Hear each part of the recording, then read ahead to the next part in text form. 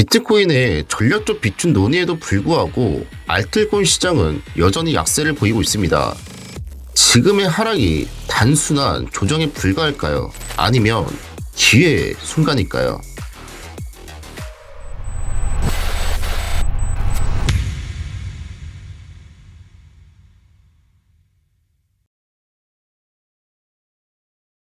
안녕하세요. 크리토 시청입니다.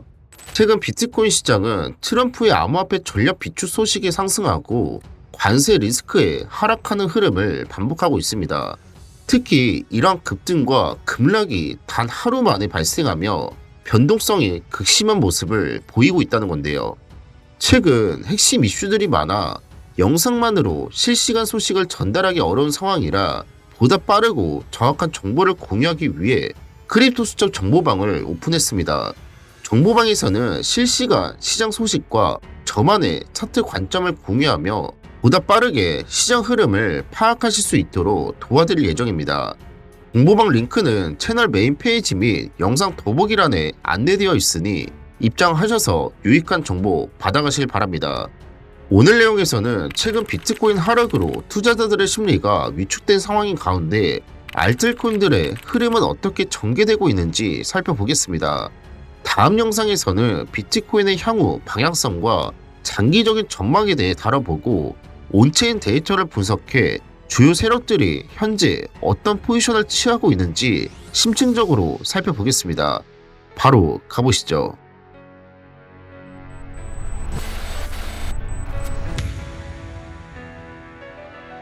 비트코인이 최근 급등과 급락을 반복하며 투자자들은 극단적인 공포 상태를 보이고 있습니다.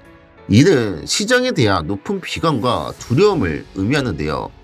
역사적으로 극단적인 공포 구간은 매수 기회가 될 가능성이 높지만 현재 상황에서는 섣부른 판단이 위험할 수도 있다는 점을 고려해야 합니다.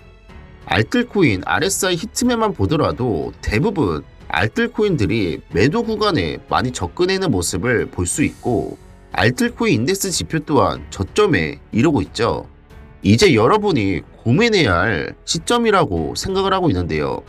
현재 손실을 보고 있는 종목을 지금 추가 매수할 것인가 아니면 더 하락할 가능성을 고려해 기다렸다가 추가 매수할 것인가를 고민하실 겁니다.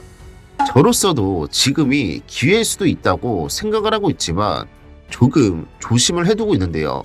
최근 트럼프가 암호화폐 전략적 비축 자산에 비트코인뿐만 아니라 이더리움, 리플, 솔라나, 에이다도 포함했지만 일각에서는 리플, 솔라나, 에이다가 승인되지 않을 가능성이 제기되고 있는데요.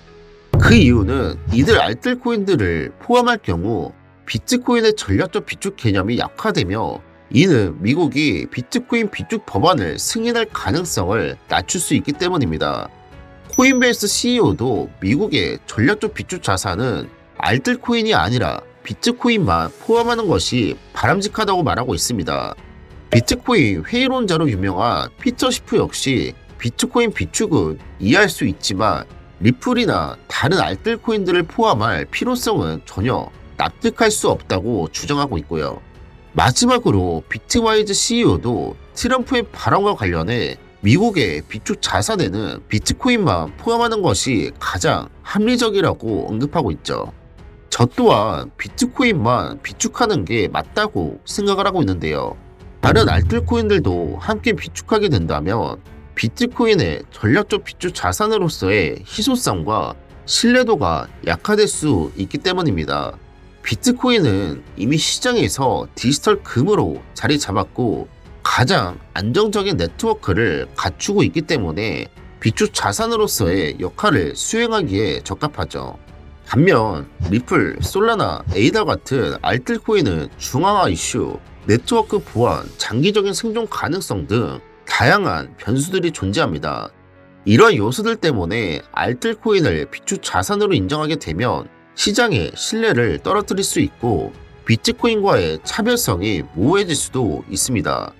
결론적으로 미국이 전략적 비축 자산을 고려한다면 비트코인 단독으로 운영하는 것이 가장 합리적인 선택이 될 것으로 생각됩니다.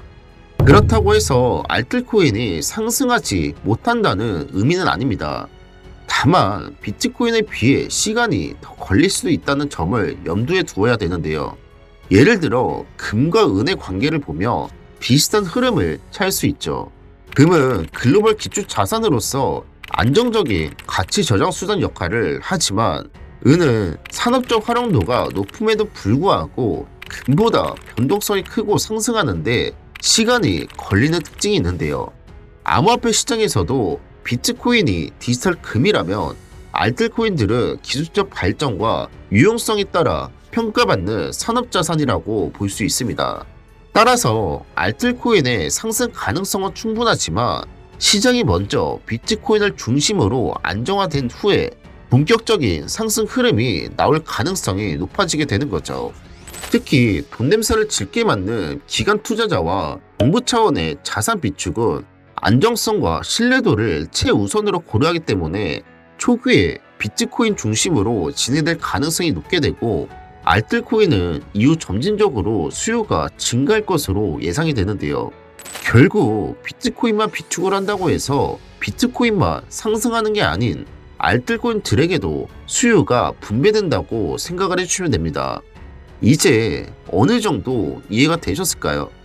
저도 현물에서는 손실을 보고 있는데요. 그럼에도 불구하고 왜 손절하지 않고 홀딩을 하고 있을까요? 단순히 돈이 아까워서가 아닙니다.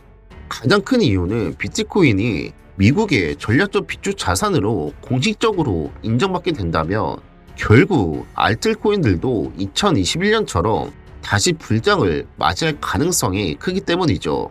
결론적으로 현재 비트코인의 전략적 비축 자산 논의는 시장의 방향성을 결정짓는 중요한 요소가 되고 있는데요. 영상 업로드할 때쯤이면 3월 7일 암호화폐 서밋이 지났을 수도 있지만 비트코인만 비축을 한다고 너무 실망감을 안 가지셨으면 합니다. 오늘 내용 요약하겠습니다.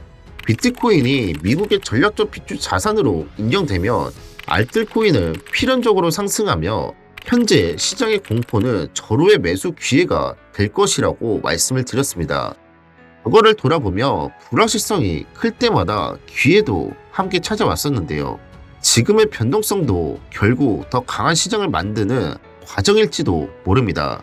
중요한 건 이 기회를 잡을 준비가 되어 있느냐는 거죠.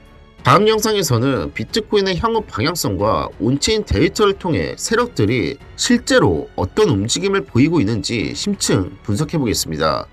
영상 끝까지 시청해 주셔서 감사드리며 다음 영상도 놓치지 않기 위해 구독과 좋아요 잃지 마시고 다음 영상에서 뵙겠습니다. 지금까지 크립토 수철이었습니다. 감사합니다.